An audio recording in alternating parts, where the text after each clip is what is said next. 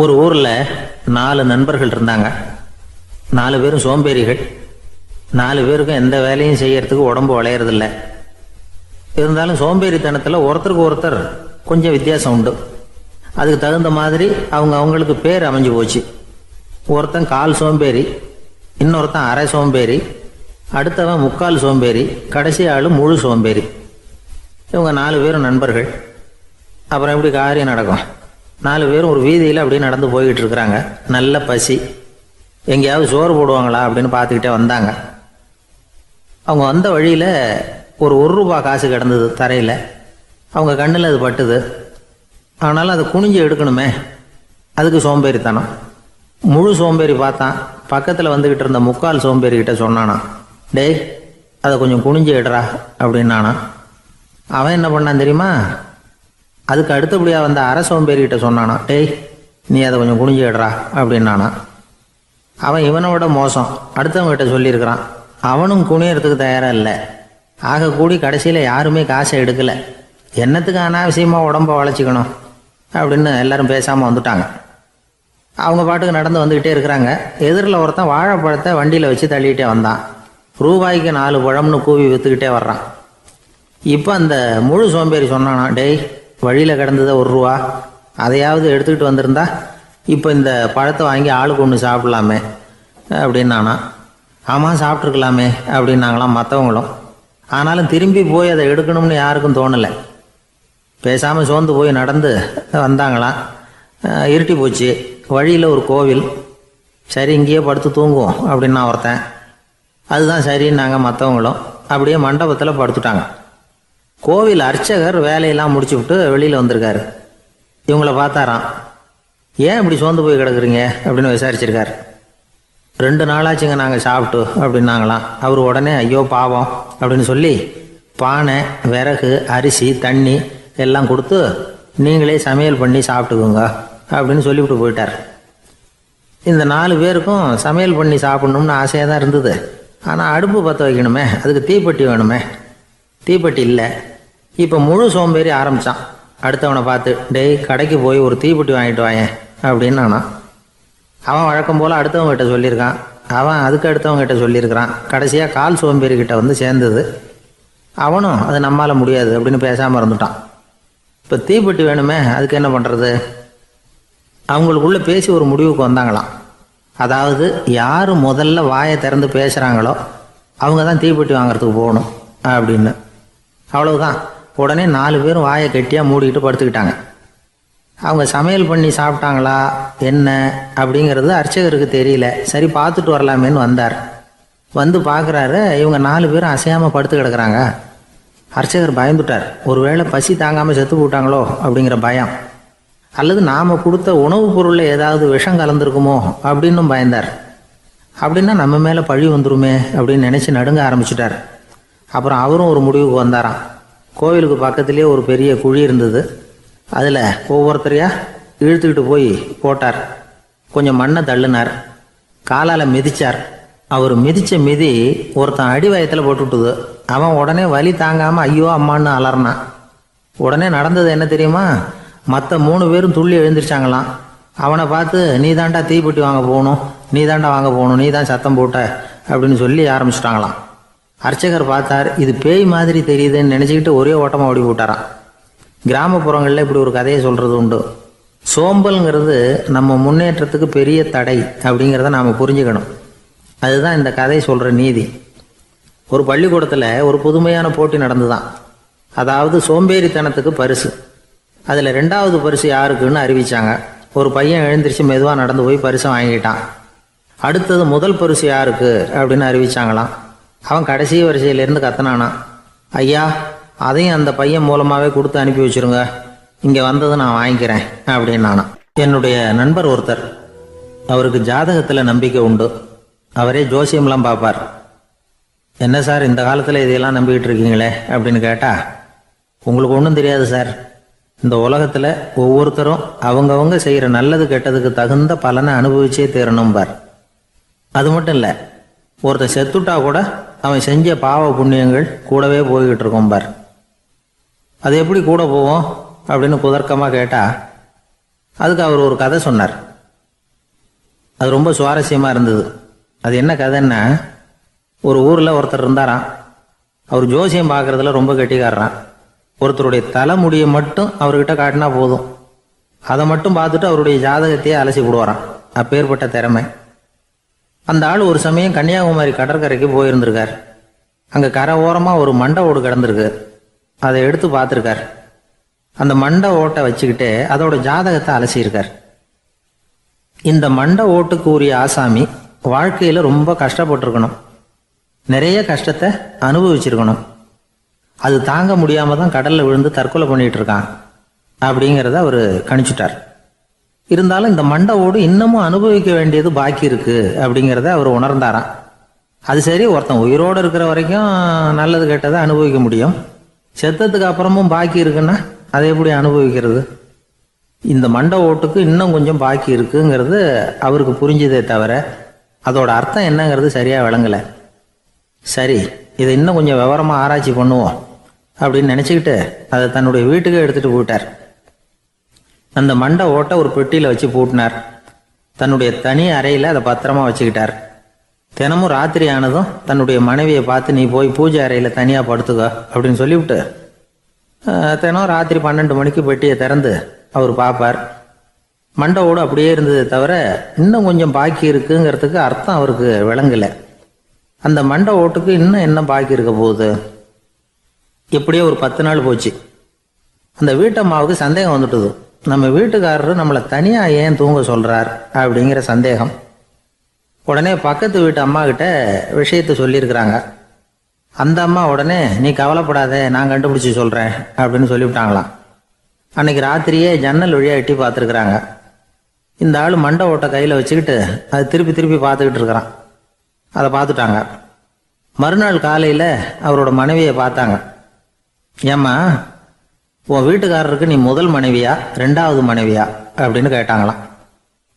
எனக்கு தெரிஞ்ச வரைக்கும் நான் ஒருத்தி தான் அவருடைய மனைவி அப்படின்னாங்களாம் அவங்க. அப்படி இல்லை, நீ அவருக்கு 2வது மனைவி. முதல் மனைவியின் மண்டை ஓட்டை தான் அவர் தினமும் ராத்திரியில் எடுத்து பார்த்துக்கிட்டு இருக்கிறார் அப்படின்னாங்க அடுத்த வீட்டு அம்மா. அப்படியா விஷயம் அப்படின்னு சொல்லிவிட்டு கணவன் வீட்டில் இல்லாத நேரமாக பார்த்து அந்த மண்டை ஓட்டை எடுத்து கொண்டாந்து ஒரு உரலில் போட்டு உலக்கையால் குத்தி நொறுக்க ஆரம்பிச்சிட்டாங்க. வெளியில் போயிருந்த அந்த ஆள் அப்போ தான் உள்ளே நுழைஞ்சார். மண்டை ஓடு உலக்கை கிட்ட குத்து வாங்கிக்கிட்டு இருக்கு. அது அனுபவிக்க வேண்டியது இன்னும் கொஞ்சம் பாக்கி இருக்குங்கிறதுக்கு அர்த்தம் எனக்கு இப்போ தான் புரிஞ்சுது அப்படின்னாராம் அவர். இந்த கதையிலேருந்து நாம் இன்னொரு நீதியையும் புரிஞ்சுக்கணும். அதாவது நம்ம வீட்டை பற்றி நமக்கு புரியாததெல்லாம் அடுத்த வீட்டுக்கு. ஒரு ஊரில் ஒரு ஆள் இருந்தான். நிறைய பணம் சேர்த்தான். அவனுக்கு சம்பாதிக்க தெரியுமே தவிர செலவு பண்ண தெரியாது. மகா கஞ்சன். காசை கையில் எடுக்கவே மாட்டான். எடுத்தால் செலவு செய்ய வேண்டியிருக்குமே. அதனால் இப்படியே அவன் காலத்தை ஓட்டி விட்டான். வயசாயிட்டுது. அவனுடைய மனைவி ஒரு நாள் கேட்டாங்க, இவ்வளவு நாளாக நீங்கள் என்னை எங்கேயுமே அழைச்சிட்டு போனதில்லை, இப்போவாவது அழைச்சிட்டு போகக்கூடாதா அப்படின்னாங்க. எங்கே போகணும் சொல்லுன்னா. காசிக்கு போகணும், கங்கையில் குளிக்கணும்னாங்க.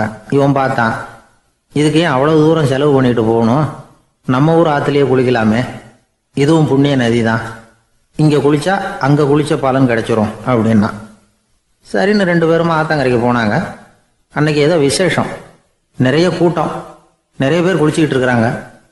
கரையில் சில புரோகிதர்கள் நின்றுக்கிட்டு இருக்கிறாங்க. குளிக்கிறதுக்கு முந்தி அவங்கக்கிட்ட உட்காந்தா ஏதோ மந்திரம்லாம் சொல்லுவாங்க, கொஞ்சம் காசு கொடுக்க வேண்டியிருக்கும். அதனால் இவன் என்ன பண்ணான், ஆத்தங்கரையிலேயே கொஞ்சம் தூரம் போனான். ஊரை விட்டு தள்ளி வந்துட்டான். அங்கே யாருமே இல்லை. அப்பாடான்னு சந்தோஷப்பட்டான். குளிக்கலாம்னு புறப்பட்டான். இந்த நேரம் கடவுள் பார்த்தார், இந்த கஞ்சனுக்கு ஏதாவது புத்தி போகட்டணும் அப்படின்னு நினைச்சார். உடனே ஒரு புரோகிதர் மாதிரி உருவத்தை மாற்றிக்கிட்டு அந்த ஆள் முன்னாடி வந்து நின்னார். அவனுக்கு அதிர்ச்சி. இங்கே யாருமே இருக்க மாட்டாங்கன்னு நினச்சா இங்கேயுமே ஒரு ஆள் வந்துட்டாரு, என்ன பண்ணுறதுன்னு யோசனை பண்ணான்.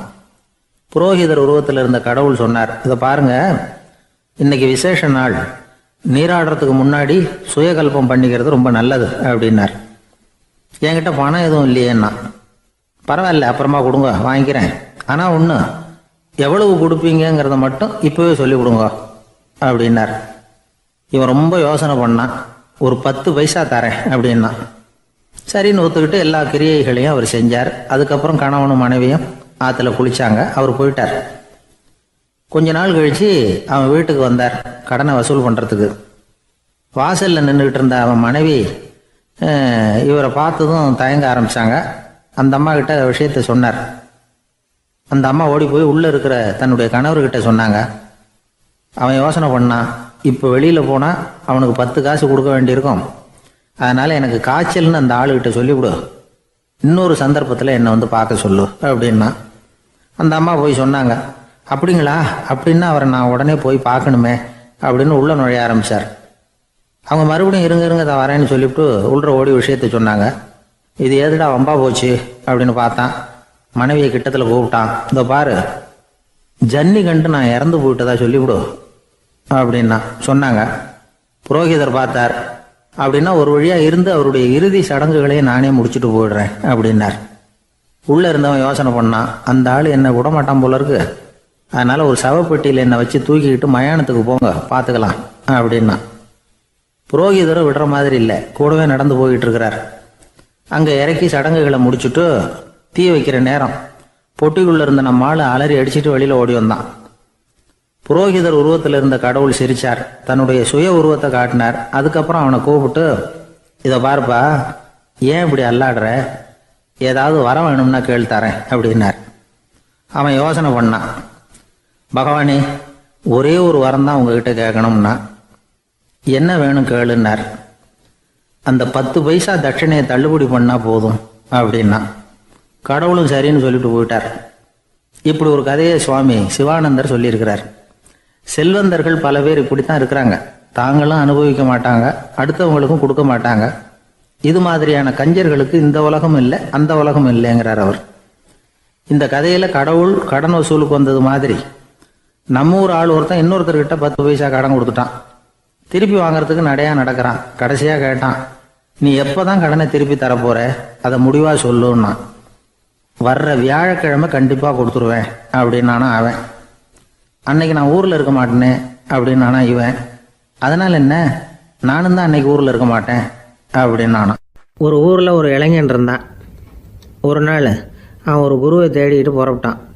ஊரை விட்டு வெளியில் போனான். போகிற வழியில் ஒரு காடு. அந்த காட்டில் ஒரு மரத்தடியில் ஒரு பெரியவர் உட்காந்துருக்கிறார். அமைதியாக மௌனமாக அவர் அமர்ந்திருக்கிறார். இந்த பெரியவரை விசாரிக்கலாம், குருவை தேடி கண்டுபிடிக்கிறதுக்கு இவர் ஏதாவது ஒரு வழி சொல்லி கொடுப்பார் அப்படின்னு நினச்சிக்கிட்டு அவரை நெருங்கினான். ஐயா, எனக்கு ஒரு குரு தேவை, எங்கே கிடைப்பார், அவரை எப்படி அடையாளம் கண்டுபிடிக்கிறது, அதை பற்றி ஏதாவது விவரம் சொன்னீங்கன்னா நான் கண்டுபிடிச்சிக்குவேன் அப்படின்ட்டுருக்கான். பெரியவர் நிமிர்ந்து பார்த்தார். தம்பி, அது ரொம்ப சுலபம். அவர் வயசானவராக இருப்பார், என்னை விட சுமார் 30 வயசு அதிகமாக இருக்கும். அவர் ஒரு மரத்தடியில் தான் உட்காந்துருப்பார் அப்படின்ட்டுருக்கான். சரிங்க பெரியவரே, அது என்ன மாதிரியான மரம், எப்படி இருக்கும் அப்படின்னு கேட்டிருக்கான். பெரியவர் அந்த விவரங்களையும் சொல்லியிருக்கிறாரு. அது மட்டும் இல்லை, சந்திக்கிற நாள், நேரம், வினாடி முதற்கொண்டு எல்லா விவரங்களையும் துல்லியமாக சொன்னாராம். இவ்வளவு விவரங்களை இவரால் எப்படி சொல்ல முடியுது அப்படின்னு இவனுக்கு ஆச்சரியம். இருந்தாலும் அந்த பெரியவர் கடைசியாக ஒரு விவரம் சொன்னார். அது என்ன தெரியுமா, எப்படியும் நீ அவரை சந்திக்கிறதுக்கு ஒரு 30 வருஷம் ஆகும் அப்படின்னு சொல்லிவிட்டாராம். ரொம்ப நன்றிங்க பெரியவரே அப்படின்னு சொல்லிவிட்டு அந்த இளைஞன் புறப்பட்டுருக்கான். இப்போ அவனுக்கு குரு பற்றின விவரம் எல்லாம் கிடைச்சிட்டுது, சந்திக்கிற நேரமும் தெரிஞ்சுட்டுது. ஆனால் 30 வருஷம் அவரை தேடி அலைய வேண்டியிருக்குமே. அவன் தேட ஆரம்பித்தான். காடு மலை எல்லாம் சுற்றி அலைஞ்சான். பல வருஷங்கள் தேடினான், அழுத்து போயிட்டான். கடைசியில் அவனுக்கும் வயசாகிட்டுது. கடைசியில் தன்னுடைய சொந்த ஊருக்கே திரும்பி போய்கிட்டு இருந்தான். அங்கே ஒரு மரத்தடியில் அவன் தேடிக்கிட்டு இருந்த குருநாதர் கிடைச்சார். யார் அவருன்னா, 30 வருஷத்துக்கு முன்னாடி வழி சொல்லி கொடுத்தாருல அதே பெரியவர். அவருக்கு இப்போ 30 வயசு அதிகமாக இருந்தது. அதே மரம், அன்னைக்கு பெரியவர் சொன்ன அடையாளம் இப்போ பொருத்தமாக இருந்தது. இப்போ அந்த பெரியவர் சொன்னார், சரியாக வந்து சேர்ந்துட்டேன், வா, உனக்காக தான் நான் இவ்வளவு காலமும் காத்துக்கிட்டு இருந்தேன் அப்படின்னாரான். என்ன சொல்கிறீங்கன்றிருக்கான். 30 வருஷத்துக்கு முன்னாடி என்கிட்ட வந்தியே, அப்போவே என் காலம் வந்து முடிஞ்சு போயிருந்தது. அப்போவே என்ன உனக்கு அடையாளம் தெரியல, அதனால் இவ்வளவு காலம் உனக்காக காத்துட்டு இருக்கும்படி ஆயிட்டுது அப்படின்னாராம். ஐயா, அப்போவே நீங்கள் சொல்லியிருக்கலாமே, இதுதான் 30 வருஷம் கழித்து நீ சந்திக்க போகிற இடம், நான் தான் உன்னுடைய குரு அப்படின்னு சொல்லியிருக்கலாமே அப்படின்ட்டுருக்கான். அந்த பெரியவர் சிரிச்சுக்கிட்டே இதுக்கு பதில் சொன்னாராம். நான் எவ்வளவோ விவரமாக தான் சொன்னேன், நீ சரியாக புரிஞ்சிக்கல. காரணம், அப்போது நீ போதுமான அளவுக்கு பக்குவம் பெற்றிருக்கவில்லை, அதனால் புரியும் சக்தி இல்லாமல் போயிட்டுதப்போ 30 ஆண்டு காலம் நீ அலைஞ்சி தெரிஞ்சிருக்கிற, அது காரணமாக இப்போ உனக்கு அந்த பக்குவம் வந்துட்டுது. அதனால தான் அடையாளம் காண முடிஞ்சது, நானே உன்னுடைய குரு அப்படின்னாராம். இதுலேருந்து என்ன தெரியுதுன்னா, ஆன்மீகத்தில் மாணவனாக சேர்றதுக்கு கூட ஒரு பக்குவத்தன்மை தேவைப்படுது. ஒரு பெரிய ஞானி, அவர்கிட்ட சீடனாக இருக்க ஒருத்தன் வந்தான், எதிரில் நின்னான். ஞானி அவனை வெகு நேரம் உற்று பார்த்தார். அப்புறம் சொன்னார், சீடனாக இருக்கிறது ரொம்ப சிரமம்னார். நான் தயாராக இருக்கிறேன்னா. அது இன்னமும் சிரமமாச்சே, இங்கே குருவாக இருக்கிறது மட்டுமே சுலபம் அப்படின்னாராம். அப்படின்னா நான் குருவாகவே ஆயிடுறேன் அப்படின்னானா. இது போலவே இந்த காலத்தில் கதை ஒன்று உண்டு. ஒரு பள்ளிக்கூடத்தில் வகுப்பு ஆசிரியர் மாணவனை திட்டிக்கிட்டு இருந்தார். டேய், நீ 100க்கு 10 மார்க்கு தான் வாங்கிட்டு இருக்க. இவ்வளவு மோசமாக நீ படித்தா கடைசியில் மாடு மேய்க்கிறது கூட லாய்க்கு இல்லாதவனா ஆகிடுவேன். அதுக்கப்புறம் என்ன செய்ய போகிறேன் அப்படின்னாராம். பையன் தலையை சொரிஞ்சிக்கிட்டே சொன்னானா, சார் அப்படின்னா ஒன்று செய்கிறேன் அப்படின்னானா. இவர் கேட்டிருக்கார், என்ன செய்ய போகிறேன்னு. வேற என்ன சார், உங்களை மாதிரி ஒரு ஆசிரியர் ஆகிடுறேன் அப்படின்னானா. காசியில் இருக்கிற கடவுள் காசி விஸ்வநாதர், அங்கே இருக்கிற தேவி காசி விசாலாட்சி. இவங்க 2 பேரும் ஒரு நாள் பேசிக்கிட்டு இருந்தப்போ கடவுள் சொன்னார், இந்த மனிதர்களை நாம் ரொம்பவும் நம்பிக்கையோடு தான் படைச்சிருக்கிறோம். இருந்தாலும் அவங்களுக்கு தான் நம்பிக்கை இல்லை, எதுலேயும் ஒரு உண்மையான நம்பிக்கை இல்லாமல் வாழ்ந்துக்கிட்டு இருக்கிறாங்க அப்படின்னார். என்ன அப்படி சொல்கிறீங்க?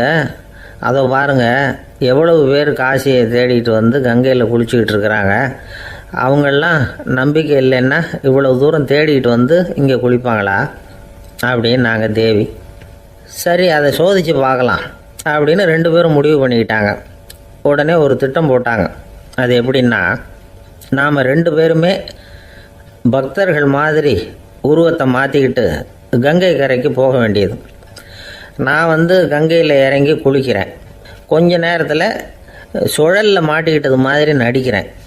நீ உடனே கரையிலேருந்து சத்தம் போடும், என்னோடய வீட்டுக்காரரை யாராவது காப்பாற்றுங்களேன்னு சத்தம் போடும். அதோடு இன்னொன்று சொல்லு, யாராவது ஒரு புண்ணிய ஆத்மா அவர்கிட்ட போய் அவருடைய முடியை பிடிச்சி இழுக்கணும். அப்படி ஒரு சாபம் இருக்குது எங்களுக்கு. புண்ணிய ஆத்மா, அதாவது எந்த பாவமும் செய்யாத இல்லாத ஒருத்தர் தான் அவரை காப்பாற்ற முடியும். அப்படிப்பட்டவங்க யாராவது வெள்ளத்தில் குதிச்சு என்னுடைய கணவரை காப்பாற்றுங்கோ அப்படின்னு நீ சத்தம் போடு, கூச்சல் போடு, என்ன நடக்குதுன்னு பார்க்கலாம் அப்படின்னார் கடவுள். சரின்னு சொல்லி 2 பேருமா சாதாரண பக்தர்கள் மாதிரி கங்கை கரைக்கு சேர்ந்தாங்க. அவர் இறங்கி குளித்தார். திட்டம் போட்டது மாதிரியே சுழலில் மாட்டிக்கிட்டது மாதிரி கத்துனார். கரையில் இருந்த அந்த அம்மா, ஐயோ என் கணவரை காப்பாற்றுங்களேன், யாராவது காப்பாற்றுங்களேன்னு கத்துனாங்க. பல பேர் ஓடி வந்தாங்க. உடனே இவங்க, பாவம் இல்லாத புண்ணிய ஆத்மா ஒருத்தரால் தான் என்னுடைய கணவர் காப்பாற்றப்படணுங்கிறது விதி, அப்படி ஒரு சாபம் இருக்குது, அதனால் புண்ணிய ஆத்மா யாராவது அவர்கிட்ட போய் அவர் முடியை பிடிச்சி தூக்கினா அவரை காப்பாற்றி விடலாம் அப்படின்னாங்க. இவங்க இப்படி சொன்னதும் எல்லாரும் திகைச்சு போய் நின்றுட்டாங்க. ஒவ்வொருத்தருக்கும் அவங்க செஞ்ச பாவம்லாம் ஒவ்வொன்றா ஞாபகத்துக்கு வர ஆரம்பிச்சுட்டுது. சரி, இதுக்கு நாம் லாயக்கு இல்லை அப்படின்னு சொல்லி ஒதுங்கி போக ஆரம்பிச்சிட்டாங்க எல்லாம். இந்த சமயத்தில் யாரோ ஒருத்தர் வேகமாக ஓடி வந்தார். ஆற்றுல குதிச்சார்.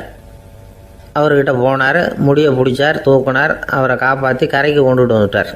அப்படி காப்பாற்றின அந்த ஆளை இவங்க 2 பேரும் தனியாக கூப்பிட்டுக்கிட்டு ஒரு மண்டபத்துக்கு வந்துட்டாங்க. விசாரிக்கிறாங்க. நீ யாரப்பா அப்படின்னு கேட்குறாங்க. ஏதும் தெரியாத மாதிரி. நான் இந்த ஊர் அன்ன சத்திரத்தில் வேலை செய்கிற ஒரு சமையல்காரன் அப்படிங்கிறார். நீ கங்கையில் குளிக்கிறது உண்டான்னு கேட்டிருக்காங்க.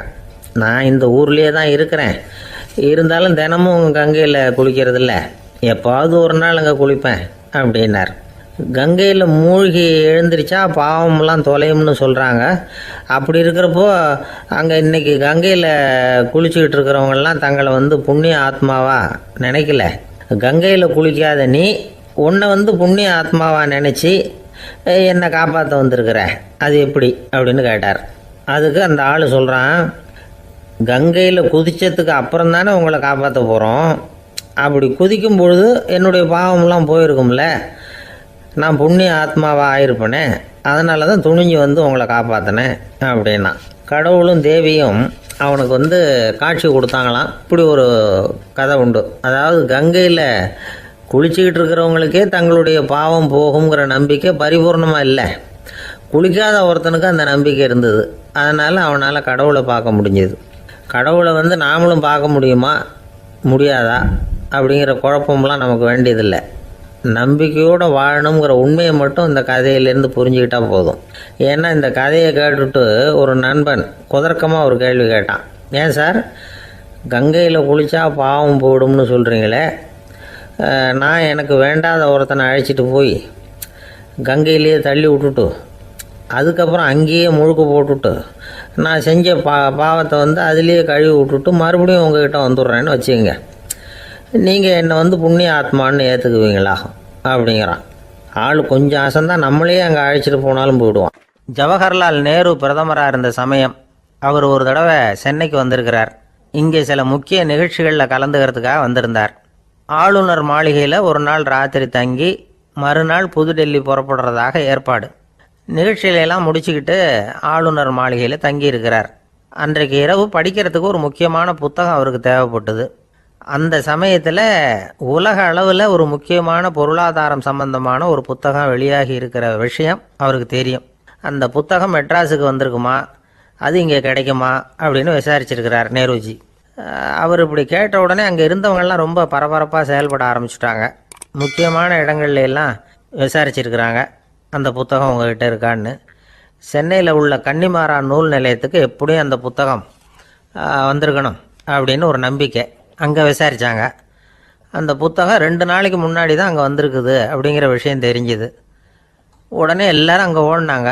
அவங்களுக்கு இன்னொரு சந்தேகம், புத்தகம் வந்திருக்கு சரி, அது இந்த சமயத்தில் வேறு யாரும் படிக்கிறதுக்கு எடுத்துகிட்டு போயிருக்கக்கூடாதே அப்படிங்கிற சந்தேகம் இருந்தாலும் மனசுக்குள்ளே ஒரு தைரியம். இப்படி ஒரு புத்தகம் வெளிவந்திருக்கிற விஷயமே நேருஜி சொல்லி தான் நமக்கே தெரியும்.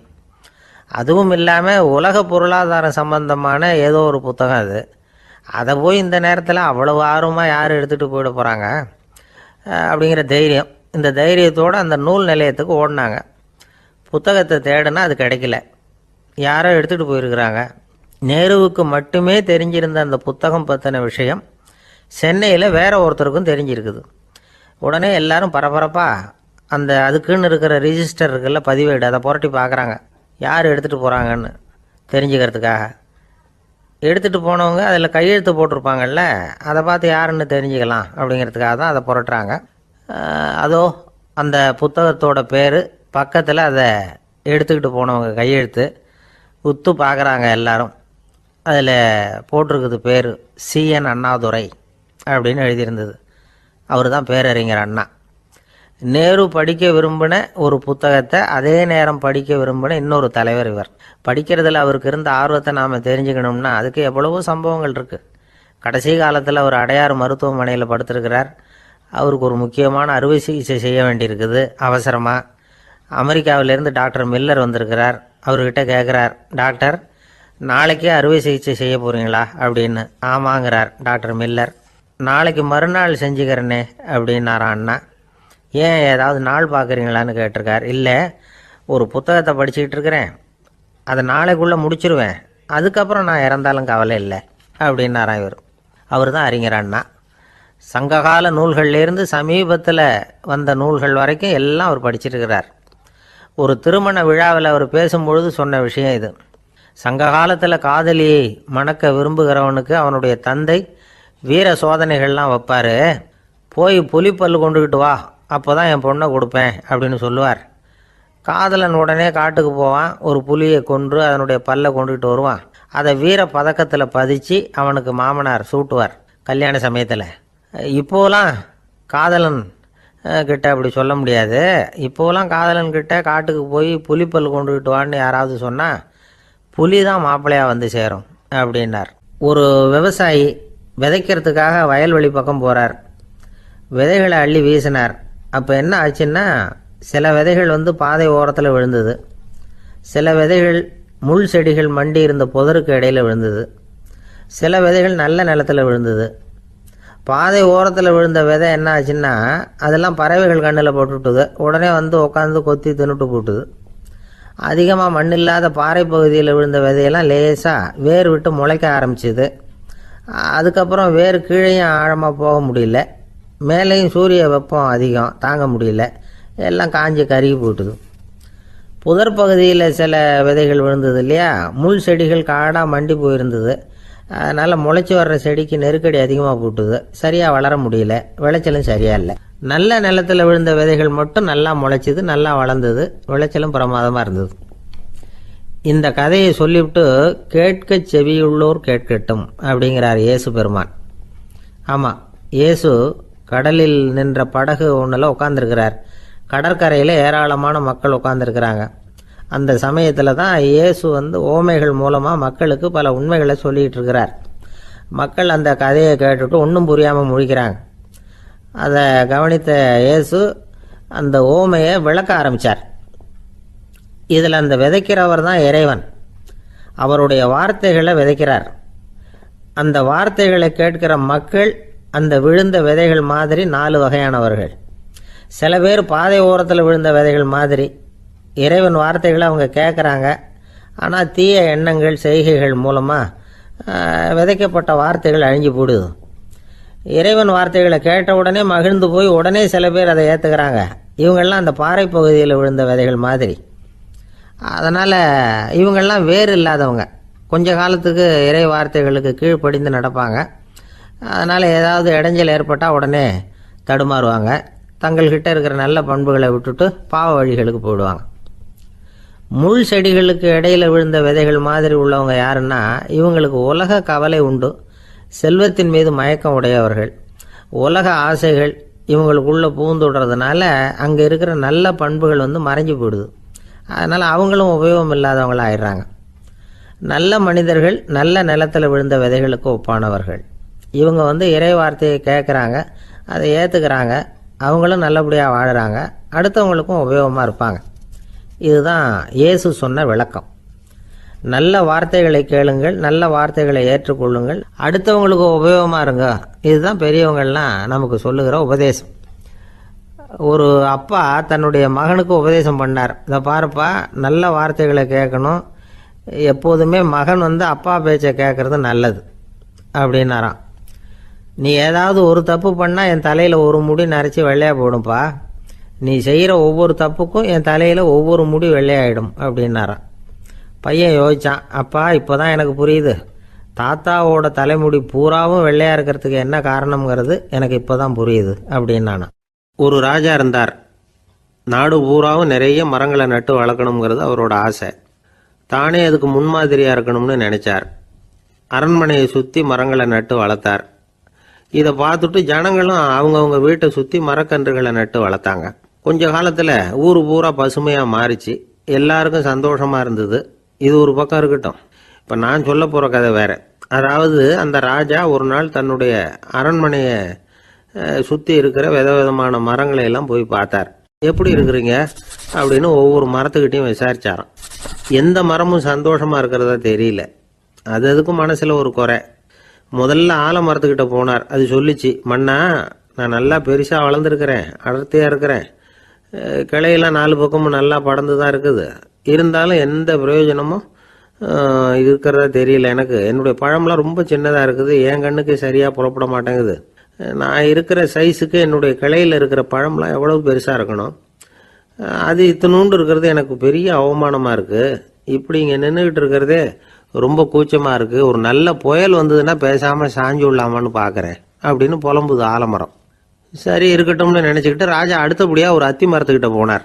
அதுவும் புலம்ப ஆரம்பிச்சுட்டுது. நான் கூட பெரிய மரம் தான், இல்லை இலையெல்லாம் அழகாக தான் இருக்குது, பழம் அழகாக இருக்குது, இருந்தாலும் உள்ள விஷயம் இல்லையே, அத்தி பழத்தை புட்டு பார்த்தா அத்தனையும் சொத்த அப்படின்னு பழமொழியே உண்டாயிட்டுதே, இப்படி ஒரு கெட்ட பேரோடு நான் இருக்கணுமா அப்படின்னு புலம்புது அது. சரி இது இருக்கட்டும் அப்படின்னு சொல்லி அடுத்தபடியாக வேப்ப மரத்துக்கிட்ட போனார். அது தன்னுடைய வேதனையை வெளியிட்டது. எனக்கு எவ்வளவோ மருத்துவ குணங்கள்லாம் இருக்கிறதா சொல்லிக்கிறாங்க, இருந்தாலும் என்ன பிரயோஜனம், என்னுடைய பழத்தை மனிதர்கள் யாரும் விரும்பி சாப்பிட்றது இல்லையே அப்படின்னுது. ராஜா அடுத்தாப்புல இருந்த ஒரு பனை மரத்துக்கிட்ட போனார். நான் நல்லா உயரமாக தான் வளர்ந்துருக்கிறேன், மற்ற மரங்கள்லாம் என்னை அண்ணாந்து தான் பார்க்கணும், இருந்தாலும் என்கிட்ட நிழலுக்காக யாரும் ஒதுங்கிறது இல்லையே அப்படின்னுது. என்ன இது, எல்லா மரமும் இப்படி திருப்தி இல்லாமல் இருந்துகிட்டு இருக்குதே அப்படின்னு நினச்சிக்கிட்டே ராஜா அடுத்தபடியாக அங்கே இருந்த ஒரு பைன் மரத்துக்கிட்ட போனார். அழகாக உயரமாக பசுமையாக தான் இருந்தது, ஆனால் பழமோ பூவோ கிடையாது.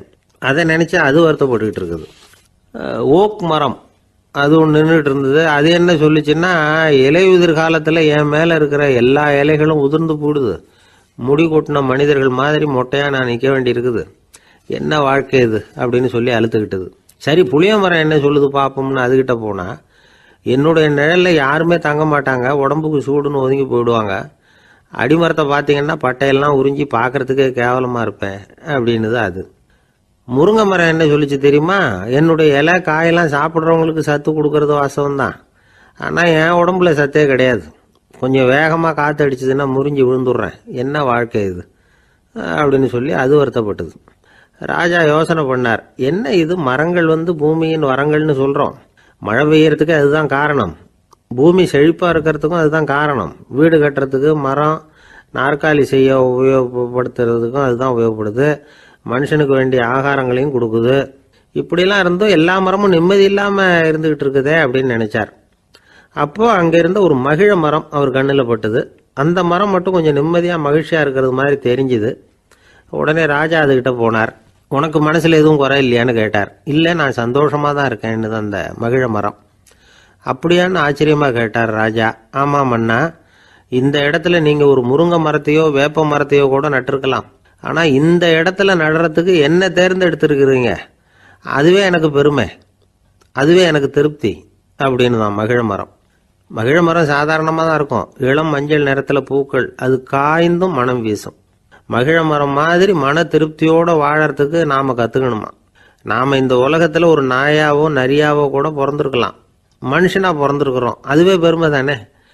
இந்த நிறைவு தான் மகிழ்ச்சியின் ரகசியம். ஒரு பையன் அப்பா கிட்ட போய், அப்பா நீங்கள் இந்த உலகத்தில் ஒரு மனுஷனாக பிறந்தது என்னோட அதிர்ஷ்டம் நானா. ஏண்டா அப்படி சொல்கிறேன்னு இருக்கார் அப்பா. நீங்கள் ஒரு கரடியாக பிறந்திருந்தா இந்நேரம் நானும் ஒரு கரடி குட்டியாக தானே இருந்திருப்பேன் அப்படின்னு நானா பையன். துருக்மேனியாவில் அஷ்காபாத் அப்படின்னு ஒரு நகரத்தில் ஒரு புவியியல் விஞ்ஞானி இருந்தார். அவர் ஒரு நாய்க்குட்டி வளர்த்தார். ஒரு நாள் முன்னிரவு நேரம் ஒரு மேஜைக்கு முன்னாடி உட்காந்து அந்த விஞ்ஞானி ஏதோ கணக்கு போட்டுக்கிட்டு இருக்கிறார். அவருக்கு ஒரு சின்ன பெண் குழந்தை, அது தொட்டிலில் தூங்கிட்டு இருக்குது. அந்த நாய்க்குட்டியும் ஒரு மூலையில் படுத்து அது பாட்டுக்கு தூங்கிட்டு இருந்தது. ஒரே அமைதி. அந்த நேரத்தில் திடீர்னு அந்த நாய்க்குட்டி துள்ளி எழுந்திரிச்சது. நேராக குழந்தைகிட்ட ஓடிச்சு. அந்த குழந்தைய அது போட்டிருந்த ட்ரெஸ்ஸோடு சேர்த்து கவ்வி தூக்கிக்கிட்டு வாசல் பக்கம் ஓடிச்சு. நாய்க்குட்டி குழந்தைய கவ்வி தூக்க முடியுமாங்கிற சந்தேகம் உங்களுக்கு இல்லையா? நீங்கள் நம்மூர் நாய்க்குட்டியவே பார்த்து பழக்கப்பட்டிருக்கீங்க, அதனால் நம்புறதுக்கு சிரமமாக இருக்கும். அந்த ஊர்லெலாம் அது ரொம்ப ஸ்ட்ராங்காக இருக்கும், ஒரு ஏதோ கண்ணுக்குட்டி மாதிரி இருக்கும். விஞ்ஞானி அதை பார்த்துட்டார். உடனே அந்த நாய்க்கு வெறி பிடிச்சிட்டுதுன்னு முடிவு பண்ணிட்டு தன்னோட கை துப்பாக்கி எடுத்துக்கிட்டு ஓடி வந்தார்.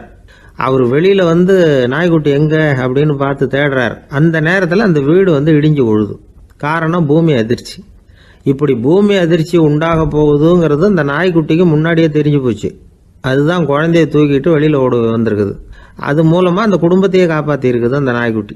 இந்த சம்பவம் நடக்கிறதுக்கு 3 நாளைக்கு முன்னாடியே சில பிராணிகளுக்கு இப்படி நடக்க போகுதுங்கிறது தெரிஞ்சிருக்குதான். ஆமாம், அந்த நகரத்தில் 3 நாளைக்கு முன்னாடியே பாம்பு, பல்லி இதெல்லாம் அது தங்கியிருந்த வலையை விட்டு வெளியில் ஓடி வந்துட்டுது.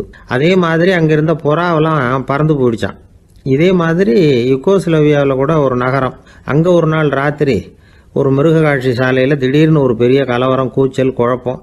அங்கே இருந்த கழுதை, புலி, யானை, பறவை எல்லாம் கண்ணாபின்னான்னு கத்த ஆரம்பிச்சுட்டுது.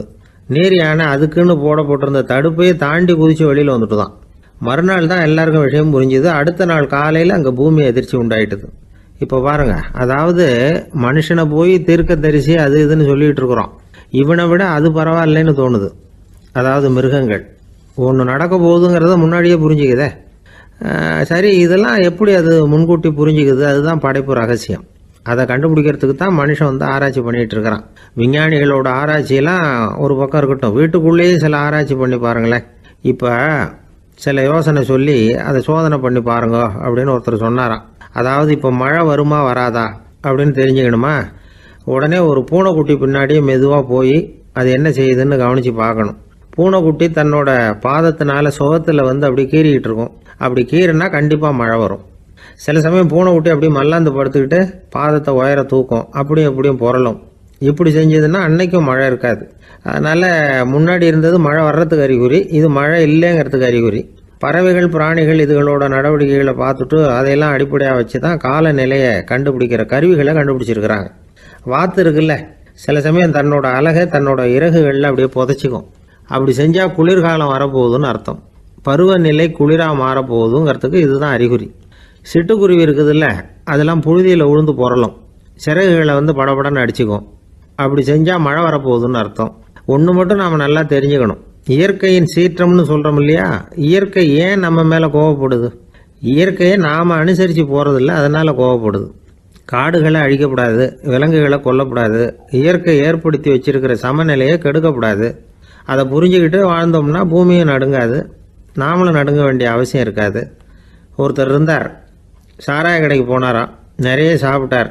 அப்புறம் சொன்னார், இது ரொம்ப அற்புதமான சரக்கு போல இருக்கு, உள்ளே போன உடனே இந்த பூமியே நடுங்கிறது மாதிரி இருக்கு எனக்கு அப்படின்னாராம். இதுக்கு கடைக்காரர் சொல்லியிருக்கார், நீங்கள் சாப்பிட்டது வெறும் பச்சை தண்ணி தாங்க, இப்போ ஏற்பட்டிருக்கிறது நிஜம் பூமி அதிர்ச்சி அப்படின்னாராம். பக்தின்னு சொல்கிறோம் இல்லையா, அது 3 வகைப்படும் அப்படிங்கிறார் ஒரு பெரியவர். அது என்ன 3 வகைன்னா, தெய்வ பக்தி, அடியார்கள் பக்தி, குரு பக்தி. அடியார் பக்தியை விட தெய்வ பக்தியை விட குரு பக்தி தான் ரொம்பவும் சிறந்ததுங்கிறார் அவர். தெய்வத்துக்கிட்ட செஞ்ச பாவம் குருநாதர்கிட்ட தீர்ந்துருமா, குருநாதர்கிட்ட செஞ்ச பாவம் தெய்வத்துக்கிட்ட போனாலும் தீராதான். இப்படி பெரியவங்களாம் சொல்லி வச்சிருக்கிறாங்க. ஒரு காடு, அங்கே அயோத தௌமியர் அப்படின்னு ஒரு தபோதனர், அவர் பல மாணவர்களை ஒன்றா சேர்த்து ஒரு குருகுலம் நடத்திக்கிட்டு இருக்கிறார். பல தரப்பட்டவங்க பல திறப்பட்டவங்க மாணவர்கள் அதில் சேர்ந்து படிச்சுக்கிட்டு இருக்கிறாங்க. பாஞ்சால ராஜகுமாரன் ஒருத்தனும் அந்த குருகுலத்தில் சேர்ந்து படிச்சுக்கிட்டு இருக்கிறான். அவன் பேர் ஆருணி, பெரிய இடத்து புள்ள, இருந்தாலும் படுப்பில் ரொம்ப கெட்டிக்காரனாக இருந்தான். அவன் தான் அங்கே முதல் மாணவன். ஒரு நாள் குருநாதர் அந்த அரசகுமாரனை கூப்பிட்டார். நம்ம குருகுலத்துக்கு சொந்தமான வயலில் தண்ணீர் பெருகி வெள்ளம் பயிரை அழிக்குதான், அதனால் நீ போய் மடையை அடைச்சிட்டு வந்துரு அப்படின்னார். அந்த அரசகுமாரன் உடனே புறப்பட்டான். குருநாதர் சொல்லிட்டார்ல, உடனே புறப்பட்டான். நான் பெரிய இடத்து பிள்ளையாச்சே, ராஜகுமாரனாச்சே, ரொம்ப செல்வாக்கூட வளர்ந்தவனாச்சே, நான் போய் வயலில் இறங்கி வேலை செய்கிறதா அப்படின்னுலாம் அவன் நினைக்கல. குருநாதர் கட்டளையை நிறைவேற்ற வேண்டியது நம்ம கடமை அப்படின்னு நினச்சான். உடனே ஒரு மண்வெட்டியை தூக்கி தோளில் வச்சுக்கிட்டு புறப்பட்டு போயிட்டான். வயலுக்கு போனான். பார்த்தான், தண்ணி கரையை உடச்சிக்கிட்டு வயலுக்குள்ளே ஏகமாக பாஞ்சிக்கிட்டு இருக்குது. இவன் மண்வெட்டியால் களிமண்ணை புல்லோடு சேர்த்து புல் பத்த மாதிரி வெட்டி வெட்டி போட்டான். இருந்தாலும் மடையை அடைக்க முடியல. தண்ணி அதை மீறி வந்துக்கிட்டே இருக்குது. தண்ணி வேகமாக வயலுக்குள்ளே போய்கிட்டே இருக்குது. போடுற பத்தையெல்லாம் கரைஞ்சி போயிட்டுருக்கு. இருந்தாலும் இவன் தன்னுடைய முயற்சியை கைவிடலை. வெட்டி வெட்டி போட்டுக்கிட்டே இருக்கிறான். காலையில் அங்கே போனவன் சாயந்தரம் வரைக்கும் இப்படி செஞ்சுக்கிட்டு இருக்கிறான். உடம்பும் மனசும் ரொம்பவும் சோர்ந்து போச்சு. இருந்தாலும் குருநாதர் இட்ட கட்டளையை நிறைவேற்றாமல் இருக்கிறோமேங்கிற ஒரு குறை அவனுக்கு இருக்குது. குரு கட்டளையை நிறைவேற்றாத நான் இன்னமும் இருக்கணுமா அப்படின்னு யோசனை பண்ண ஆரம்பிச்சிட்டான். என்ன செய்யலாம்னு பார்த்தான். நம்ம குருநாதர் இட்ட பணிக்காக இந்த உடம்பையே தியாகம் பண்ணலாம் அப்படின்னு முடிவு பண்ணான்.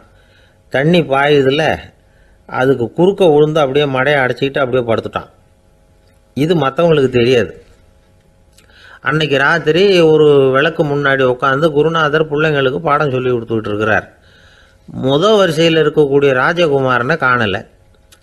நம்ம ஆருணி எங்கே போனா அப்படின்னு சொல்லி மற்ற மாணவர்களை விசாரித்தார். இப்போ அவங்க சொன்னாங்க, சுவாமி, அவன் காலையில் வயலுக்கு மடையை அடைக்கிறதுக்காக போனான், நீங்கள் தான் போக சொன்னீங்க, இன்னும் திரும்பி வரல அப்படின்னு அவர் பையன். குருநாதர் உடனே ஒரு தீவெட்டி எடுத்துக்கிட்டு மாணவர்களை அழைச்சிக்கிட்டு வயலுக்கு போனார். அங்கே போய் பார்த்தா ஆளை காணும். ஆருணின்னு சொல்லி சத்தம் போட்டு கூப்பிட்டு பார்க்குறார். நான் இங்கே இருக்கேன் குருநாதா அப்படின்னு காலுக்கு அடியிலேருந்து ஒரு சத்தம் வருது. குனிஞ்சு பார்த்தா அவன் மடையில் படுத்துருக்கிறான். என்னப்பா இதுன்னார். காலையிலேருந்து இந்த மடையை அடைச்சி பார்த்தேன் சுவாமி, முடியல, அதனால் இப்படி குறுக்க படுத்துட்டேன். என்னை தாண்டறதுக்கு பயந்து போய் தண்ணியை தேங்கி நின்றுட்டுது அப்படின்னா. அவனுடைய குரு பக்தியையும் அவனை தாண்டறதுக்கு அஞ்சு நிற்கிற தண்ணி தேக்கத்தையும் பார்த்துட்டு எல்லாரும் ரொம்ப ஆச்சரியப்பட்டு போயிட்டாங்களாம். ஆருணி எழுந்திரிச்சு வா அப்படின்னு கூப்பிட்டாரான் குருநாதர். அவன் தண்ணீரை பொழந்துக்கிட்டு எழுந்திரிச்சு வந்தானான். அதனால் அவனுக்கு உத்தாலகன் அப்படின்னு ஒரு பேர். உத்தாலகன்னா தண்ணீரை பிளந்தவன் அர்த்தம். அந்த உத்தாலகன் மாதிரி இந்த காலத்து மாணவர்களுக்கும் குரு பக்தி வேணும் அப்படின்னு சொன்னோம் ஒரு பள்ளிக்கூடத்தில். உடனே நிறைய மாணவர்கள் எழுந்திரிச்சு நின்னாங்க. சார், நீங்கள் எங்களை இன்னமும் சரியாக புரிஞ்சுக்கலன்னு நினைக்கிறோம். அன்னைக்காவது ஒருத்தன் அப்படி இருந்தான். இன்னைக்கு ஏகப்பட்ட உத்தாலகர்கள் இருக்கிறோம். எங்கள் வாத்தியார் கட்டளை இட்டா இப்போவே அது மாதிரி வயலுக்கு போய் மடையில் குறுக்கப்படுத்துக்கிறதுக்கு இந்த வகுப்பில் உள்ள அத்தனை பேரும் தயாராக இருக்கிறோம் அப்படின்னாங்க. அப்படியா அப்படின்னு சொல்லி கேட்டோம் ரொம்ப சந்தோஷமாக. ஒருத்தன் ரொம்ப அடக்கமாக எழுந்திரிச்சான். அப்புறம் சொன்னான், ஆமாம் சார், வகுப்பில் இவர் நடத்துகிற பாடத்தை கேட்டுக்கிட்டு இருக்கிறத விட பேசாமல் போய் மடையில் படுத்துடுறது ஒன்றும் கஷ்டமான காரியமாக இருக்காது. அதனால தான் எல்லாரும் அங்கே போகிறேன்னு சொல்கிறோம் அப்படிங்கிறான். ஐயா, உங்கள் பேரை தொடர்ந்து தினம் கேட்டுக்கிட்டு இருக்கிறேன் அப்படின்னார் ஒருத்தர். தொடர்ந்து கேட்குறீங்களே, உங்களுக்கு காது வலிக்கலையா அப்படின்னு கேட்டோம். பேசுகிற உங்களுக்கே வாய் வலிக்கலை அப்படிங்கிறப்போ கேட்குற எங்களுக்கு எப்படி காது வலிக்கும் அப்படின்னார். நம்ம உடம்புல ஒரு அதிசயம் என்ன தெரியுமா? ரொம்ப நேரம் நாம் நடக்கிறோம்னு வச்சுக்கோங்க, கால் வலிக்கும். ரொம்ப நேரம் வேலை செஞ்சால் கை வலிக்கும், உடம்பு வலிக்கும். ரொம்ப நேரம் பார்த்துக்கிட்டே இருந்தால் கண்ணு வலிக்கும். ரொம்ப நேரம் பேசிக்கிட்டே இருந்தால் வாய் கூட வலிக்கும். ஆனால் ரொம்ப நேரம் கேட்டுக்கிட்டே இருக்கிறதுனால காது வலிக்கிறது இல்லை. அதனால் கேட்கறதுக்கு முக்கியத்துவம் கொடுத்தாங்க நம்ம பெரியவங்க. திருவள்ளுவர் தேவையில்லாமல் வார்த்தைகளை உபயோகப்படுத்த மாட்டார். ஒரு திருக்குறள்னு எடுத்துக்கிட்டாவே அதில் மொத்தம் 7 வார்த்தைகள், அவ்வளவுதான். அப்படி 7 வார்த்தைகள் மட்டுமே உள்ள ஒரு திருக்குறளில் வள்ளுவர் ஒரே வார்த்தையை 5 தடவை உபயோகப்படுத்தியிருக்கிறார், திரும்ப திரும்ப பயன்படுத்தியிருக்கிறார். அப்படின்னா அதை எந்த அளவுக்கு வலியுறுத்தி சொல்கிறார் அப்படிங்கிறத நாம் புரிஞ்சுக்கணும். அது என்ன குறள்? செல்வத்துள் செல்வம் செவிச்செல்வம், அச்செல்வம் செல்வத்துள் எல்லாம் தலை. செவிச்செல்வம்ங்கிறது அவ்வளவு முக்கியமானது. கற்றலின் கேட்டல் நன்று. அதிகம் கேட்கணுங்கிறதுக்காகத்தான் எவ்வளவு கேட்டாலும் காது வலிக்கிறது இல்லை. குறைச்சலாக பேசணும், அதிகமாக கேட்கணும். இன்னொரு விஷயம் கவனிங்க, நம்ம உடம்புல கண்ணுக்கு மூடி இருக்குது, எதையாவது நாம் பார்க்க விரும்பலைன்னா உடனே கண்ணை மூடிக்கலாம். நம்ம வாய்க்கு மூடி இருக்குது, பேச விருப்பம் இல்லையா, வாயை மூடிக்கலாம். மூக்குக்கு கூட மூடிக்கிற வசதி இருக்குது, எதையாவது முகர விருப்பம் இல்லையா, மூச்சை அடக்கிக்கலாம். ஆனால் பாருங்கள், காதுக்கு மூடி கிடையாது, அதை கையால் தான் மூட முடியும். யார் என்ன சொன்னாலும் அது நல்லதோ கெட்டதோ காதில் விழுந்துக்கிட்டு தான் இருக்கும். அறிவு தான் நல்ல விஷயங்களை எடுத்துக்கிட்டு கெட்ட விஷயங்களை விட்டுடணும். நல்ல கருத்துக்கள் நம்ம காதில் நிறைய விழுந்துக்கிட்டே இருக்கணும். அதை கேட்டு நாம் நல்லபடியாக வாழணுங்கிறது தான் படைப்பின் விருப்பம். ஆன்மீகவாதிகள் கூட ஒன்று சொல்லுவாங்க, அதாவது ஆன்மீக பாதையில் நீங்கள் முன்னேறணும்னா முதல்ல சிரவணம் செய்யணும்பாங்க. அதாவது பெரியவங்க சொல்கிற நல்ல கருத்துக்களை கேட்கணும் அப்படின்னு அதுக்கு அர்த்தம். அதனால் யார் நல்ல கருத்துக்களை சொன்னாலும் அதை காது கொடுத்து கேளுங்க. இவ்வளவு கருத்துக்களையும் நம்ம நேயர் ஒருத்தர்கிட்ட சொல்லிகிட்டு இருந்தோம். அவரும் சரி சரின்னு தலையாடிக்கிட்டே இருந்தார். அப்புறம் சொன்னார், நீங்கள் சொல்கிறது சரிதான் சார், காதுக்கு மூடி இல்லைங்கிறது ரொம்ப சரி. அதனால தான் உங்கள் தகவல் கூட நாங்கள் விரும்புகிறோமோ இல்லையோ தினம் காதில் விழுந்துக்கிட்டு இருக்குது அப்படின்னார். எங்களுக்கு ரொம்ப பெருமையாக இருந்தது. அப்படியா அப்படின்னோம். ஆனாலும் என்ன மாதிரி சில பேர் நீங்கள் தகவல் சொல்கிற சமயத்தில் காதில் மூடி இல்லையேன்னு சொல்லி கவலைப்படுறதில்ல சார் அப்படின்னார். ஏன்னு கேட்டோம். காதை மூடுறதுக்கு தானே வசதி இல்லை, ரேடியோவை மூடுறதுக்கு வசதி இருக்குதுல்ல, அதனால் டக்குன்னு அதை மூடி வச்சுருவோம் அப்படின்னார். கங்கை கரை தோட்டம் பக்கத்தில் ஒரு ஆசிரமம், அங்கே ஒரு பெரியவர் தங்கி இருக்கிறார். அவர் தான் ராமகிருஷ்ண பரமஹம்சர். அந்த ஆசிரமம் இருந்த இடம் கரக்பூர். வங்காளத்தில் பொதுவாக எல்லாரும் மீன் சாப்பிட்றது உண்டு. கங்கையில் குளிச்சுட்டு கையில் ஒரு மீனோடு வர்றது வழக்கம். இவர் இருக்கிற இடத்துக்கு கங்கையில் படகு வழியாக வரணும். அப்படி தான் எல்லோரும் வருவாங்க. வர்றவங்கள ஒன்று கூட்டி ஆன்மீக விஷயங்களை பற்றி பேசிக்கிட்டு இருப்பார். ஒவ்வொரு நாள் ஒவ்வொருத்தர் நகரத்துக்கு போகணும், வரும்பொழுது மீன் கொண்டுகிட்டு வரணும். அதுக்கு ஒரு அட்டவணையே உண்டு ஆசிரமத்தில். அது பிரகாரம் ஒரு நாள் சுவாமி யோகானந்தர் படகில் போனார். படகை செலுத்தினவங்க ராமகிருஷ்ணரையும் சுவாமி யோகானந்தரையும் மற்றவங்களையும் பித்தர்கள் அப்படின்னு சொல்லி ஏளனமாக பேசினாங்க. அவங்க என்ன பைத்தியம் பிடிச்சவங்க அப்படிங்கிறது மாதிரி. சுவாமி யோகானந்தருக்கு ரொம்ப மென்மையான இதயம். இவங்க இப்படி கண்ணாபின்னான்னு பேசுகிறத பார்த்தா மீனை வாங்கிட்டு திரும்புகிறப்போ என்ன நடக்குமோ அப்படிங்கிற பயம் வேறு வந்துட்டுது அவருக்கு. அவ்வளவு மென்மையானவர். இதை தெரிஞ்சுக்கிட்ட ராமகிருஷ்ணர், யோகானந்தா இங்கே வா அப்படின்னு கூப்பிட்டார். இவர் கண்ணீரை தொடச்சிக்கிட்டே கிட்ட போனார். சொன்னார், ஐயா, படகு ஓட்டுறவங்க உங்களை பற்றி மோசமாக பேசுகிறாங்க. என்ன திட்டினா பரவாயில்ல, ஆனால் உங்களை அவங்க திட்டுறாங்க, அதை என்னால் தாங்கிக்க முடியல அப்படின்னார். இதை கேட்டதும் ராமகிருஷ்ணருக்கு கோபம் வந்துட்டு தான். என்னது, உன்னுடைய குருவை பற்றி அவங்க மோசமாக பேசும்பொழுது நீ சும்மா இருந்தியா, வெளியில் போ அப்படின்னு விட்டார். குரு நிந்தனை செய்கிறப்போ அதை கேட்டுக்கிட்டு சும்மா இருக்கலாமா? குரு நிந்தனையை கேட்டால் பாவம் இல்லையா? என்னை தூற்றும் போது அவங்க பாவம் செய்கிறாங்க, அதை கேட்டுக்கிட்டு நீ சும்மா இருந்தால் நீயும் பாவம் செய்கிற அப்படின்னாராம். அடுத்த நாள் சுவாமி நிரஞ்சனானந்தர் போக வேண்டிய நாள். இவர் படகுல போகும்பொழுதும் அதே மாதிரி நடந்துதான். அவங்க மோசமாக பேச ஆரம்பித்தாங்க, திட்ட ஆரம்பித்தாங்க. அப்படி கேலி பண்ண ஒருத்தனை இவர் என்ன பண்ணார், பலார்னு கன்னத்தில் அரைஞ்சிட்டார். இன்னொருத்தனை கங்கையில் தூக்கி எறியறதுக்கும் தயாராகிட்டார். அதுக்கப்புறம் அவங்க யாரும் வாயை திறக்கலை. மீன் வாங்கிட்டு வர்றப்பவும் படகுல ஒரே அமைதி, அவ்வளவு பயம் அவங்களுக்கு. ராமகிருஷ்ணர் கூப்பிட்டு விசாரித்தார் என்ன நடந்ததுன்னு. இவர் சொன்னார், அவர் யோகானந்தா போகும்பொழுது என்ன நடந்ததோ அப்படியே தான் இப்பவும் நடந்தது. குரு நிந்தனை செய்கிறத கேட்டுக்கிட்டு நான் சும்மா இருப்பேனா, ஒருத்தனை அப்படியே அரைஞ்சுட்டேன், இன்னொருத்தனை ஆற்றுல தூக்கி போட்டுருவேன்னு பயமுறுத்தினேன், அவ்வளவுதான் அப்படின்னாராம். இப்பவும் ராமகிருஷ்ணருக்கு கோபம் வந்துட்டு தான். என்ன இது, அணியறது காஷாயம், இருக்கிறது ஆசிரமம், உனக்கு இவ்வளவு கோபம் வந்ததுன்னா அப்புறம் என்னத்துக்கு ஆசிரமத்தில் இருக்கணும், பிரம்மச்சாரி எப்பவும் அமைதியாக இருக்கணும் அப்படின்னு அறிவுரை சொன்னாராம் ராமகிருஷ்ணர். அப்போ இவர் கேட்டாராம், ஏங்க அவருக்கு ஒரு விதமான அறிவுரை சொன்னீங்க, எனக்கு வேற விதமாக அறிவுரை சொல்கிறீங்க, இதில் எது உண்மை அப்படின்னு கேட்டிருக்கார். இதுக்கு ராமகிருஷ்ணர் சொன்ன பதில் என்னென்னா, அட அசடே, சக்கரத்தில் காற்று அதிகமாக இருந்தால் குறைக்கணும், குறைச்சலாக இருந்தால் கூட்டணும். அவன் சாது, அவனுக்கு அதிக உணர்ச்சி தேவை, உனக்கு படபடப்பு அதிகம், உனக்கு பொறுமை தேவை அப்படின்னாராம். இதில் உள்ள கருத்து என்னென்னா, கல்விங்கிறது எப்படின்னா அதை சூழ்நிலைக்கு தகுந்த மாதிரி கற்பிக்கணும். எல்லாருக்கும் ஒரே மாதிரி கற்பிக்கக்கூடாது. கேட்குறவர் தகுதி, புரிஞ்சுக்கிற திறமை, இதை பொறுத்து கல்வி அமையணும். ஆரம்ப காலத்தில் ஒரு குரு, அப்போ ஒரு சீடன் இருந்தான். அது வேடிக்கையான குரு, வேடிக்கையான சீடன். ஒரு ஆசிரமம். ஒரு நாள் ஒருத்தன் அவசரமாக அந்த குருவை தேடி வந்திருக்கிறான். என்ன விஷயம்னு விசாரித்தார் குரு. உங்கள் சீடர் என்னை அடிச்சுட்டார் அப்படின்னு புகார் பண்ணானான் அந்த ஆள். குரு சீடனை கூப்பிட்டார். அடிச்சியா இந்த ஆளை அப்படின்னு கேட்டாராம். ஆமான் இருக்கான் சீடன். ஏன் அடிச்சே அப்படின்னு கேட்டாராம். இந்த ஆள் உங்களை பற்றி மட்டமாக பேசிவிட்டான், என்னால் அதை தாங்கிக்க முடியல, அதனால தான் அடிச்சுட்டேன்ருக்கான். அப்படி என்ன பேசினா அப்படின்னு கேட்டாராம். உன்னுடைய குருநாதர் இப்போல்லாம் அர்த்தமில்லாமல் பேச ஆரம்பிச்சுட்டார் அப்படின்னு சொல்லிவிட்டான், அதனால தான் அடிச்சுட்டேன் அப்படின்னு நானாம். அதுக்காக அடித்தே அப்படின்னாராம். நான் அதுக்காக அடிக்கலை குருவே, இப்பெல்லாம் நீங்கள் அர்த்தம் இல்லாமல் பேசுகிறதாக அவன் சொல்கிறான், அப்படின்னா இதுவரைக்கும் நீங்கள் அர்த்தத்தோடு பேசினதாகத்தானே அர்த்தம், அது தப்பு தானே, அதனால தான் அடித்தேன் அப்படின்னு நானாம். தேசத்து மேலேயும் தாய்மொழி பேர்லையும் செலுத்துற அன்புக்கு அபிமானம்னு பேர். தேசாபிமானம்னு சொல்றமே இதுதான். ஒரு கணவன் மனைவி பேர்ல காட்டுற அன்புக்கு காதல்னு பேரு. கடவுள் பேர்ல செலுத்துற அன்புக்கு பக்தின்னு பேரு. இப்படி அன்புல பல ரகம் இருக்கிறப்போ அதுல உள்ள வித்தியாசம் தெரியாம இடம் மாத்தி அன்பு காட்டினா இடைஞ்சல் தான். சரி, இந்த அன்பை பத்தி விஞ்ஞானம் என்ன சொல்லுது தெரியுமா? இதயத்தை பாதுகாக்கிறதுக்கு முக்கியமா தேவைப்படுற ஒண்ணு இந்த அன்புதான்னு சொல்லுது.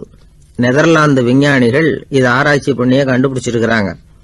கொஞ்சம் முயல் குட்டிகளை 2 பிரிவா பிரிச்சாங்க. 2 குரூப்புக்கும் கொழுப்பு அதிகமா உள்ள ஆகாரத்தையே கொடுத்துக்கிட்டு வந்தாங்க. ஆனா ஒரு குரூப்புக்கு வெறுமன ஆகாரத்தை கொடுத்ததோட சரி, இன்னொரு குரூப் முயல்களுக்கு ஆகாரம் கொடுத்ததோட நிறுத்திக்கல.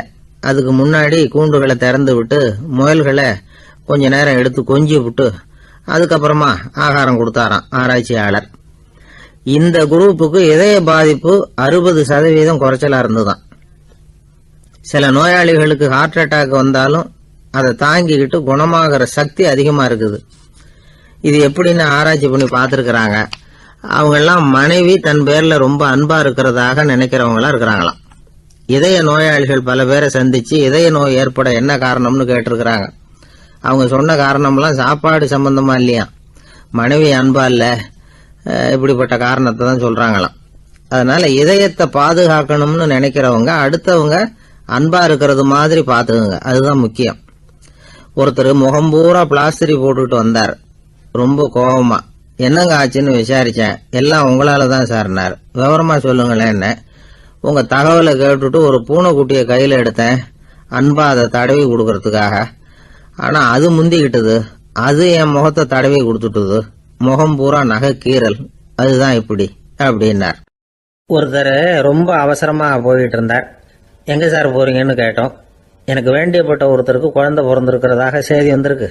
அதுதான் ஆஸ்பத்திரிக்கு போயிட்டு இருக்கேன், பார்த்துட்டு வரலாம்னு அப்படின்னார்.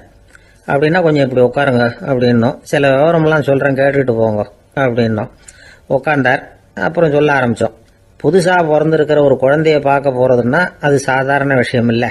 அதில் ரொம்பவும் கவனமாக நடந்துக்கணும். புது குழந்தைக்கு நோய் சுலபமாக தொற்றும். முக்கியமாக காற்று மூலமாக பரவுகிற நோய்கள் சுலபமாக வந்துடும். அதனால் நமக்கு உடம்பு சரியில்லைன்னா குழந்தைய விட்டு கொஞ்சம் தள்ளியே இருக்கிறது தான் நல்லது. பெரியவங்களை பொறுத்த வரைக்கும் சாதாரணமாக உள்ள ஒரு கிருமி கூட குழந்தைய பொறுத்த வரைக்கும் ரொம்ப மோசமான ஒரு கிருமியாக இருக்கும். சில வெளிநாடுகளில் எப்படி தெரியுமா, பிறந்த குழந்தை தூங்கிட்டு இருக்கிற ஒரு ரூமுக்கு போகணும்னா போகிறவங்க முகமூடி போட்டுக்கணும், காலணிகளை மாற்றிக்கணும், அவ்வளவு சுத்தமாக உள்ளே போய் பார்த்துட்டு வரணும். பொதுவாக சில ஆஸ்பத்திரிகளில் பார்த்தீங்கன்னா பார்வையாளர்கள் நேரத்தில் விசிட்டிங் ஹவர்ஸ் தாயை விட்டு குழந்தைய தனியாக பிரித்து வச்சுருவாங்க. எதுக்குன்னு நினைக்கிறீங்க? அந்த நேரம் பல பேர் வருவாங்க போவாங்க, அவங்க கை கால் சுத்தமாக இருக்காது. சுத்தம் இல்லாத கைகள் மூலமாக கிருமிகள் பரவும். சுத்தம் இல்லாத கைன்னா மண்ணு தூசி படிஞ்சிருக்கிற கை மட்டும் தான் அர்த்தம் இல்லை. சாலையில் கையை வீசிக்கிட்டு நடந்து வர்றீங்க, குழந்தைய பொறுத்த வரைக்கும் அது கூட சுத்தம் இல்லாத கை தான். தாயை தவிர மற்றவங்க குழந்தைய தூக்காமல் பார்த்துக்கிறது நல்லது. தாய் கூட அளவோட கொஞ்சிறதோட நிறுத்திக்கணும். புதுசாக ஒரு குழந்தைய பெற்றிருக்கிற பொண்ணுக்கிட்ட மற்ற தாய்மார்கள் ஏதாவது சொல்லிக்கிட்டே இருப்பாங்க. குழந்தைய அப்படி வளர்க்கணும் இப்படி வளர்க்கணும் அப்படின்னு ஏதாவது அட்வைஸ் பண்ணிக்கிட்டே இருப்பாங்க. இப்படி ஓவராக அறிவுரை பண்ணுறது அந்த பொண்ணை குழப்பி விட்டுரும். அதனால் அப்படிலாம் பண்ணக்கூடாது. அந்த பெண்ணே ஏதாவது கேட்டால் கூட டாக்டர் சொல்ல வேண்டிய விவரங்களை எல்லாம் நாமே சொல்லிக்கிட்டு இருக்கக்கூடாது. புதுசாக பிறந்திருக்கிற குழந்தைய மட்டும்தான் இப்படி பார்க்கணும்னு இல்லை. ஒரு நோயாளி குழந்தைய பார்க்க போகிறதுனா கூட ரொம்ப எச்சரிக்கையாக தான் நடந்துக்கணும். ஒரு தின்பண்டமோ விளையாட்டு சாமானோ அந்த குழந்தைக்கு நாம் வாங்கிட்டு போகிறதா வச்சுக்குவோம். அதை நேராக கொண்டுகிட்டு போய் அந்த குழந்தைகிட்டே கொடுக்கக்கூடாது. அதோட அப்பா அம்மா கிட்ட ரகசியமாக கொடுக்கலாம். அவங்க முடிவு பண்ணட்டும் குழந்தைகிட்ட அதை கொடுக்கலாமா வேண்டாமாங்கிறத. அவங்களுக்கு தான் தெரியும் அதோட மனசும் உடம்பும். உங்கள் அக்கறையை காட்டுறதா நினச்சிக்கிட்டு குழந்தை வாயில் எதையும் கொண்டுட்டு போய் போடாதீங்க. போகிறப்போ உங்கள் வீட்டு குழந்தையும் அழைச்சிட்டு போகாதீங்க. இது நோயை வாங்கிட்டு வந்துடும், அல்லது புதுசாக ஒரு நோயை அதுக்கிட்ட கொடுத்துட்டு வந்துடும். என்னதான் உங்களுக்கு பழக்கமான குழந்தையா இருந்தால் கூட அதுக்கு விருப்பம் இல்லைன்னா பேசக்கூடாது. அங்கே போய் அவங்க பள்ளிக்கூடத்தை ஞாபகப்படுத்திட்டு இருக்கக்கூடாது. நோயில் இருக்கிறப்ப ஸ்கூலை பற்றி பேச அது விரும்பாது. ஆஸ்பத்திரியை விட்டு வெளியில் புறப்படுறப்போ குழந்தைகிட்ட சொல்லணும்னு அவசியம் இல்லை. அதோட அப்பா அம்மா கிட்ட சொல்லிவிட்டு புறப்பட்டா போதும், குழந்தை கோபிச்சிக்காது. சமூக சம்பிரதாயத்தை பற்றி அது கவலைப்படுறதில்லை. இப்படி எல்லா விவரமும் நம்ம எதிரில் உட்காந்துருந்தவங்க கிட்ட சொல்லி முடித்தோம். ரொம்ப நன்றி சார் அப்படின்னு சொல்லிவிட்டு அவர் புறப்பட்டார். குழந்தைங்க கொஞ்சம் வளர்கிற வரைக்கும் தான் நாம் எச்சரிக்கையாக இருக்கணும்னு இல்லை, வளர்ந்த பிறகு இன்னும் எச்சரிக்கையாக இருக்கணும். ஒரு பையன் பள்ளிக்கூடத்துலேருந்து திரும்பி வீட்டுக்கு வந்தான். முகம் பூரா நகத்தால் கீறி இருந்தது. அப்பா பார்த்து பயந்துட்டார். யாருடா உன்னை இப்படி பண்ணது அப்படின்னாரு. என் கூட படிக்கிற இன்னொரு பையன். நாளைக்கு உன் கூட பள்ளிக்கூடத்துக்கு வர்றேன், நீ எனக்கு அவனை அடையாளம் காட்ட முடியுமான்னார். அது ரொம்ப சுலபம் நான் பையன். எப்படின்னார் அப்பா.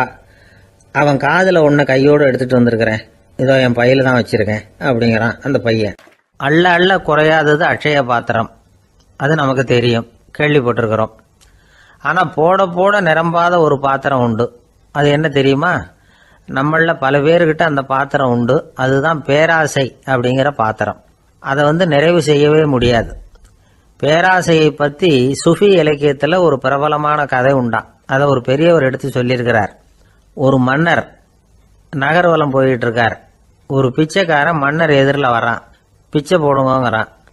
என்னுடைய அமைதியை கெடுக்காதே போங்கிறார் மன்னர். அவன் சிரிக்கிறான்.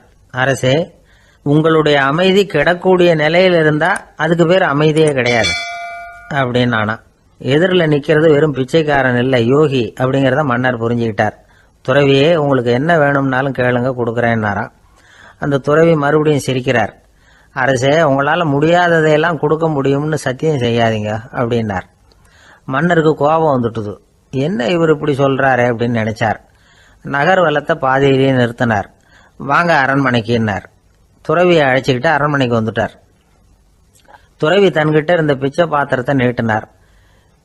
இது நிறைய எனக்கு பொற்காசுகள் வேணும் அப்படின்னாராம். அவ்வளவுதானா, இது ஒரு பெரிய காரியமா அப்படின்னு கையை தட்டினாராம் மன்னர். ஒரு பெரிய தாம்பாளம் நிறைய பொற்காசுகள் சேர்ந்தது. அதை அள்ளி போட்டார். போட போட அந்த பிச்சை பாத்திரம் நிரம்பவே இல்லை.